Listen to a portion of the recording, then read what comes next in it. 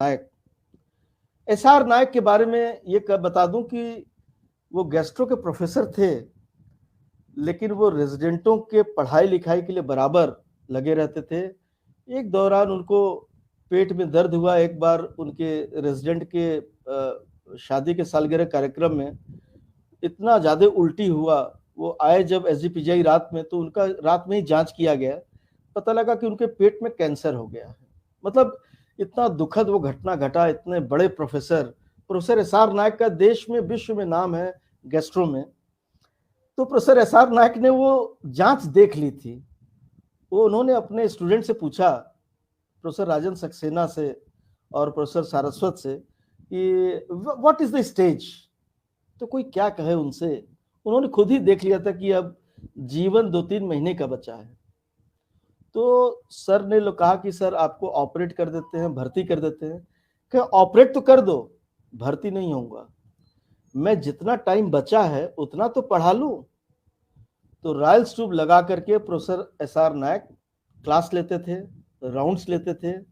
और उनकी एक किताब है माई लाइफ विद डेथ, जिसको आदरणीय राज्यपाल साहब विश्वकांत शास्त्री जी ने जब रिलीज करने आए तो पूरा हॉल रोने लगा, क्योंकि डॉक्टर एसआर नायक एकदम अंतिम स्टेज में थे, राइल्स ट्यूब लगा हुआ था। और उन्होंने, राज्यपाल जी ने कहा कि मौत से बड़ा कोई डर नहीं होता और हारा वही जो लड़ा नहीं होता। मेरा सादर नमन है एसआर नायक साहब को।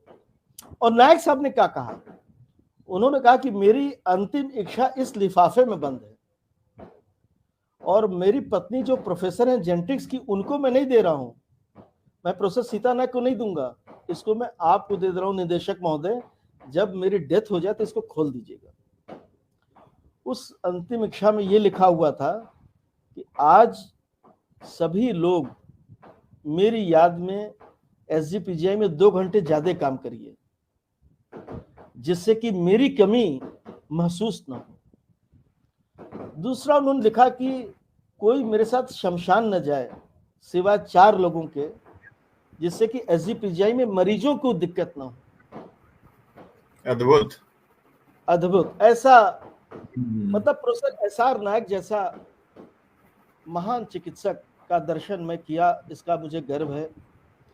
As a resident and as a RDA president, मैंने रेजिडेंटों के तनख्वाह बढ़ाने के लिए और उनके मूलभूत समस्या, जैसे बच्चों के लिए दूध, बच्चों के लिए फैसिलिटीज और इन सब चीज़ों के लिए मैंने बहुत वहाँ काम किया।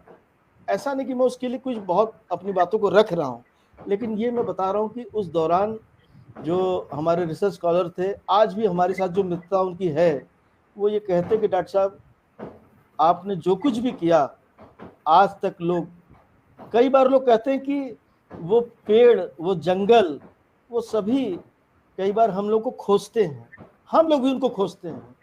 तो अगर लखनऊ जाते हैं हम लोग, तो 1-2 बार हम लोग जरूर वॉक कर लेते हैं। वॉक करने से हम लोग को अपना जगह दिख जाता है। एसजीपीजीआई के जिस समय मैं था, न तो वहाँ अगल बगल कोई दुकान था, न शॉपिंग मॉल था, न कोई कॉलोनीज था। एक वहाँ मॉल था जिसको हम लोग कहते थे मनी माउंटा, जिसमें 2-3 दुबे जी की दुकान थी, एक फोन की दुकान थी। आज तो पूरा डेवलप हो गया। जी जी जी। और हम मिश्रा जी आगे